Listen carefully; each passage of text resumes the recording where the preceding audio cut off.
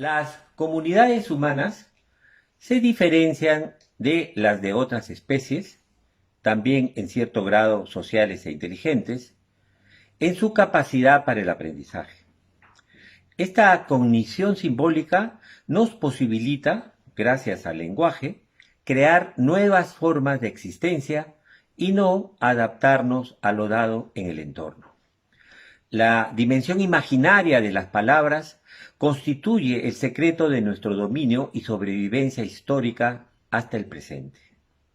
Sin embargo, esto no garantiza que así sea siempre, pues nos exige una evaluación permanente ante cada nuevo acontecimiento.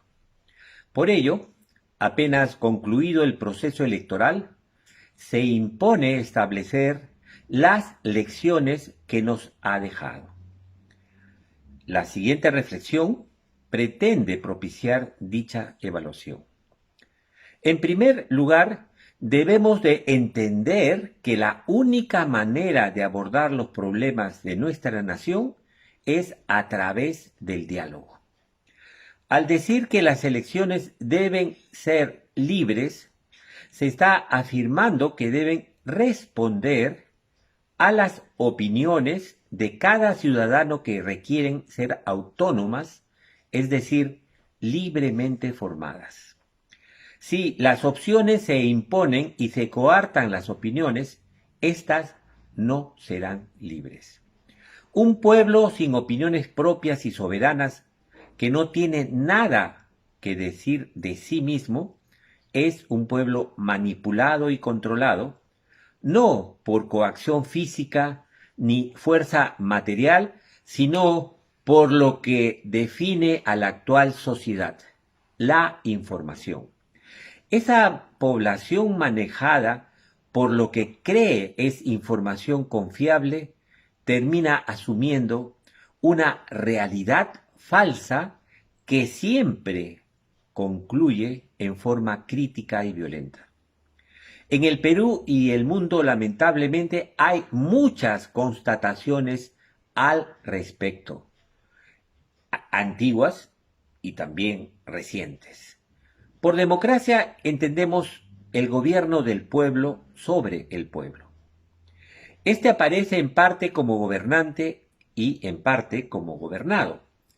Es gobernante cuando vota, que se produce cada cierto periodo de años, pero es gobernado la mayor parte del tiempo. Para cautelar que exista equilibrio entre ambas posturas, que es lo deseado, hay dos alternativas.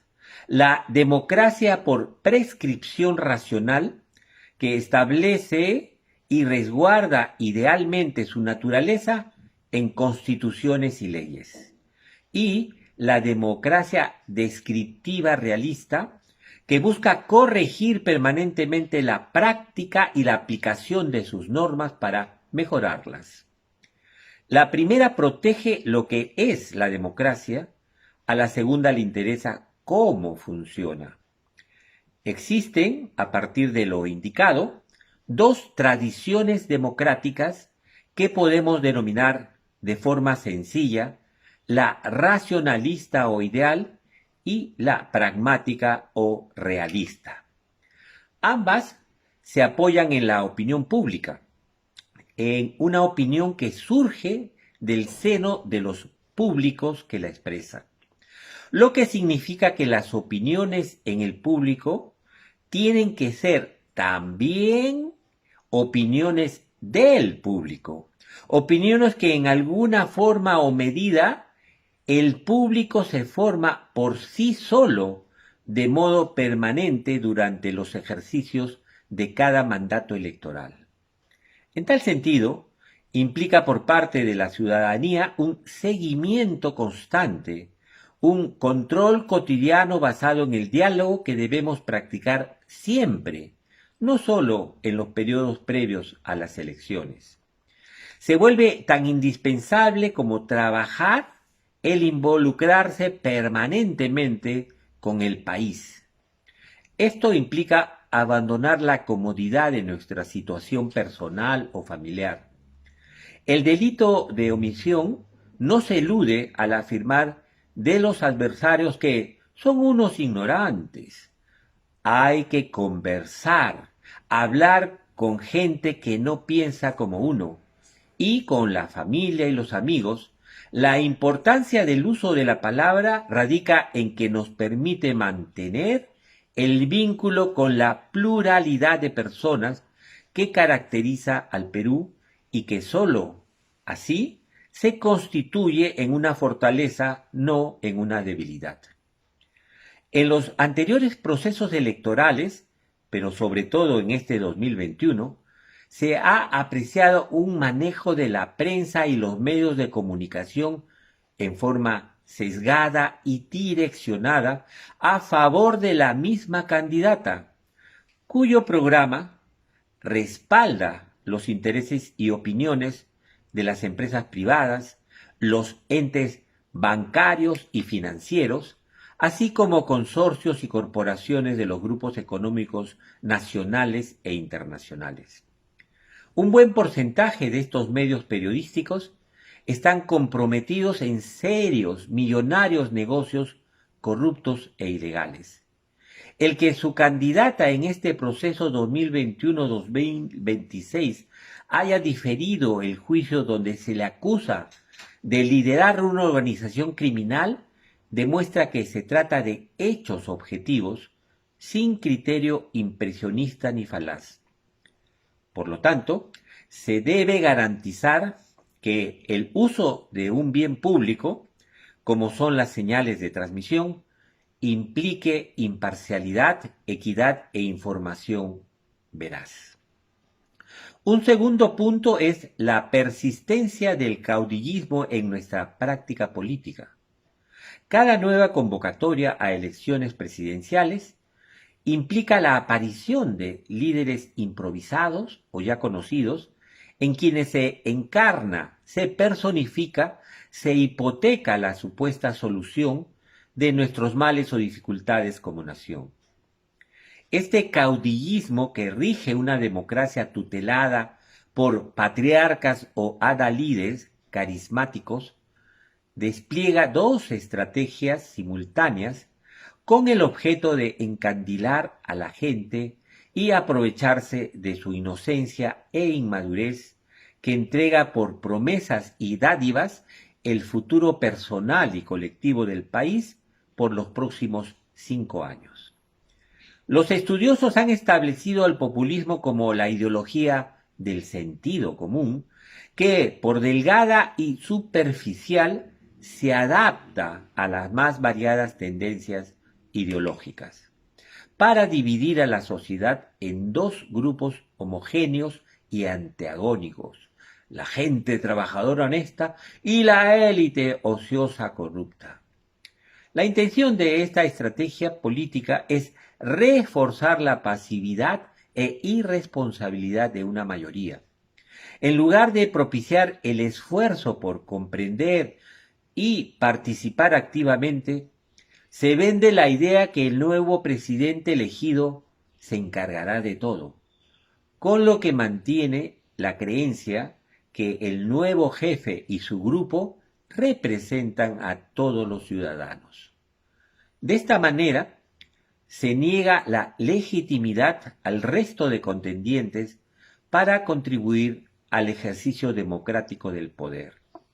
Este discurso se basa en argumentos que apelan a la emoción y al sentimiento, que despiertan ciertas ideas o valores.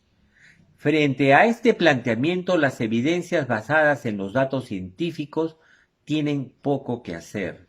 De nada sirve demostrar la equivocación de un planteamiento cuando se topa con un prejuicio que, como decía Albert Einstein, es más difícil de destruir que un átomo.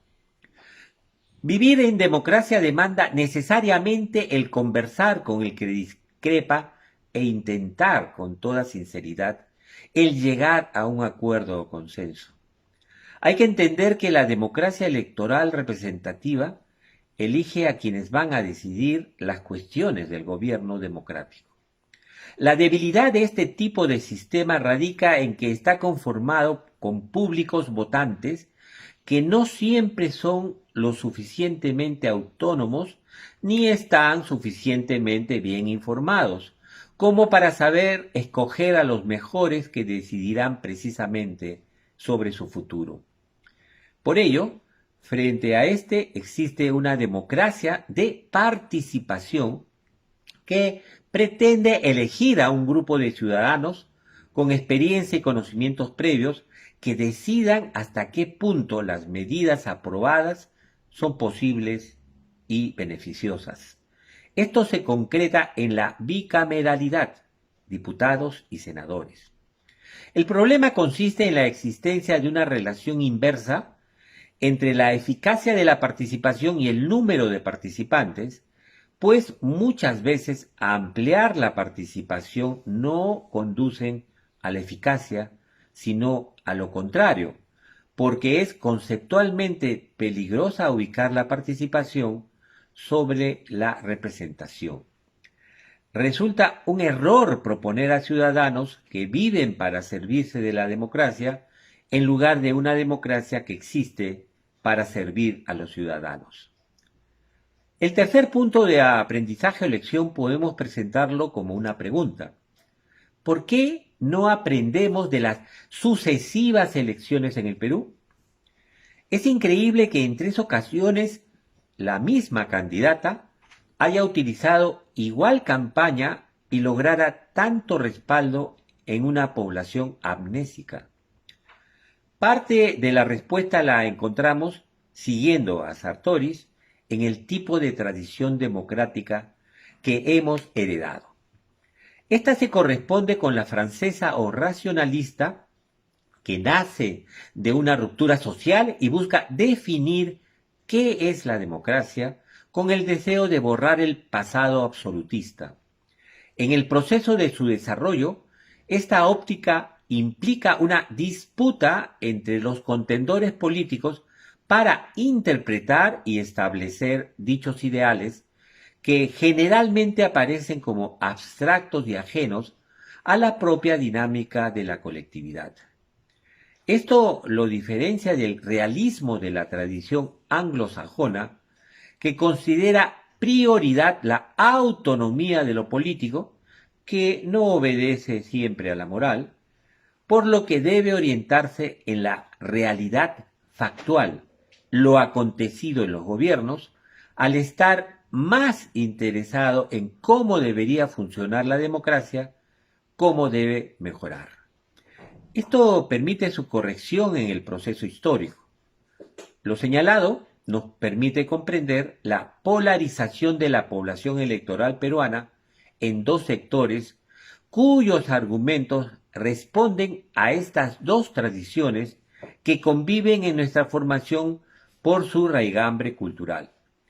¿Cómo es posible que sectores capitalinos y urbanos justificaran su voto como defensa de la democracia ante el peligro del supuesto régimen comunista que estaría encarnado en el candidato opositor y, simultáneamente, los sectores provincianos y rurales negaran el más mínimo apoyo a la candidata enjuiciada por ser la líder de una organización criminal que encubría a la corrupción y el narcotráfico?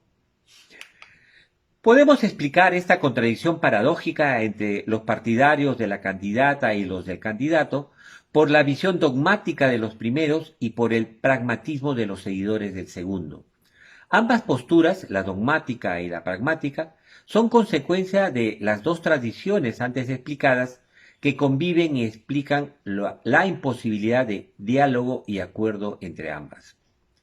La fácil manipulación del polo defensor del modelo económico, régimen democrático e ideal racional se debe a que estos obviaron, por falta de cultura o afán de defensa abstracta del qué político de la nación. Es decir, la elección presidencial define al mandatario del Ejecutivo, no al Legislativo, ya establecido en la primera vuelta electoral. Son los congresos ordinarios o constituyentes aquellos que tienen la potestad de fijar la naturaleza de la democracia nacional. esta confusión, promovida a propósito, fue usada como argumento falaz para lograr, por miedo o pánico, votos contra el candidato presidencial de izquierda, cuyo partido solo había conseguido un porcentaje bajo de parlamentarios y era imposible que lograra cambiar o reformar la Constitución en su mandato. Asimismo, los partidarios de la otra tendencia electoral, básicamente pertenecientes a la población rural andina, cuya resistencia cultural pragmática les ha permitido sobrevivir a tantas frustraciones y agresiones, se adscribían a la tendencia preocupada de cómo funciona mejor la democracia y, para esta óptica, el grave problema de la candidata era su pasado vinculado a la corrupción y el narcotráfico. Es decir, intentaban resolver problemas distintos sin escucharse mutuamente. Esta precisión nos permite explicar cómo el Perú se ha dividido en dos polos irreconciliables, urbanos, capitalinos, realistas, versus rurales, provincianos, pragmáticos. Lamentablemente, la falta de conversación entre ambos bandos, alimentada por operadores políticos cínicos y oportunistas, ha significado un retroceso para el país porque nos ha regresado al siglo XIX, cuando existían un Perú oficial y uno profundo, es decir, retrotraer a nuestra democracia al pasado, la obsolescencia y el atraso. Debemos rechazar esta decisión tan nefasta y absurda, así reconstruir el diálogo y la unidad nacional indispensables para lograr estabilidad, madurez y desarrollo sostenible. Las elecciones del 2021 en sus dos fases de abril y junio nos permite señalar una cuarta lección. Como sistema de gobierno, nuestra democracia es vertical en tanto estructura jerárquica. Es decir, el voto otorgado por la mayoría se transforma en mando, hasta en dictadura de una minoría. Esta paradoja en democracia, que tendría que ser un gobierno de la mayoría y en cambio es gobernada por una reducidísima minoría, que en realidad elimina la democracia. Preservarla exige que en el proceso democrático nunca se otorgue todo el poder a alguien o a un grupo. Sin embargo, la experiencia de los últimos congresistas elegidos, por el contrario, en lugar de repartir equitativamente entre mayorías y minorías el mandato para que se alternen, asumen el criterio mayoritario como único y cerrado. Así se producen absurdos como la designación para comisiones de ética y de fiscalización a congresistas descalificados para tal fin por su conducta corrupta previa. Proceden así para garantizar paradójicamente impunidad o encubrimiento a los acusados en nombre de la democracia. En tal sentido, la lección que deberíamos asumir ante este problema consiste en establecer la unanimidad para la conformación de los integrantes de algunas comisiones estratégicas. Recordemos que como país nuestra tradición democrática es joven, porque la vida de la nación ha sufrido desde su independencia de constantes interrupciones, revueltas y golpes militares. Ha sido hace solo 35 años que se produjo el primer cambio democrático de gobierno, es decir, un presidente elegido recibió el mandato del país de otro también elegido. Por ello, en su gestión interna, la democracia peruana adolece, como otras instituciones de la nación, de improvisación, oportunismo y autoritarismo. Esto le otorga un rasgo inmaduro por el cual transita reiterativamente hacia lo contrario a la democracia, a una autocracia donde los integrantes de la clase gobernante se asumen como hereditarios y proclaman que pueden investirse por sí solos de poder. De lo señalado se desprende la importancia de la permanente participación y movilización de la población para corregir, enmendar y cautelar el ejercicio de su función legislativa, así como el papel fundamental de la prensa libre y alternativa para dicha función. Para concluir, el presidente que resulte ganador tiene la responsabilidad de buscar el diálogo para establecer acuerdos y consensos que reconcilien al país. Asimismo, el perdedor debe evitar la actitud obstruccionista y el rencoroso desquite con la impostergable obligación de poner por delante el futuro de la nación para superar la pandemia, enfrentar las crisis económicas y combatir el calentamiento global en defensa de nuestros recursos. La tarea de todos los ciudadanos que realmente amamos al Perú radica en aprender a poner por encima de todo a las generaciones del mañana que merecen heredar una comunidad imaginada igual a la del pasado prehispánico, que asombró al mundo por su solidaridad, cooperación y creatividad.